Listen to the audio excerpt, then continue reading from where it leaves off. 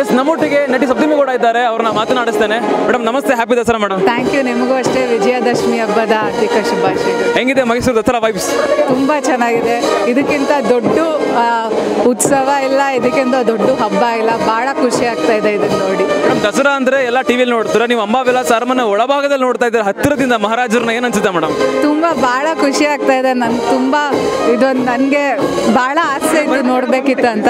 So ಇದು ನನ್ನ ದೊಡ್ಡ ಭಾಗ್ಯ ಅಂತ. ಚಿಕ್ಕ ವಯಸ್ಸಲ್ಲಿ ದಸರಾ ನೆನಪು ಹೇಗಿತ್ತು ಮೇಡಮ್? ತುಂಬ ಖುಷಿ ಆಯಿತು. ಚಿಕ್ಕ ವಯಸ್ಸಲ್ಲಿ ದಸರಾ ನೆನಪು ಹೆಂಗಿತ್ತು ಮೇಡಮ್? ಚಿಕ್ಕ ವಯಸ್ಸಲ್ಲಿ ಅದೇ ನಾನು ಮುಂಚೆ ಟಿವಿಲಿ ಮತ್ತೆ ಲೈಟ್ ನೋಡ್ತಾ ಇದ್ದೆ, ಇವಾಗ ನಿಜವಾಗ್ಲೂ ನೋಡ್ತಾ ಇರೋದು ಖುಷಿ. ಎಸ್, ಇದು ಅಂಬಾವಿಲಾಸ ಅರಮನೆಯ ಒಳಭಾಗದಲ್ಲಿ ಮಹಾರಾಜರನ್ನ ಹತ್ತಿರದಿಂದ ನೋಡ್ತಾ ಹಾಗೇನೆ ದಸರಾವನ್ನ ಹತ್ತಿರದಿಂದ ಕಣ್ ತುಂಬಿಕೊಂಡು ತುಂಬಾ ಸಂತೋಷ ಆಗುತ್ತೆ ಅಂತ ನಟಿ ಸಪ್ತಮಿ ಕೂಡ ಹೇಳ್ತಿದ್ದಾರೆ. ಪ್ರೊಫೆಸರ್ ನಂದೀಶ್ ಜೊತೆ ಸುಬ್ರಹ್ಮಣ್ಯ ಆತ್ರೇಯ, ಇಂಡಿಯಾ ಟಿವಿ, ಮೈಸೂರು.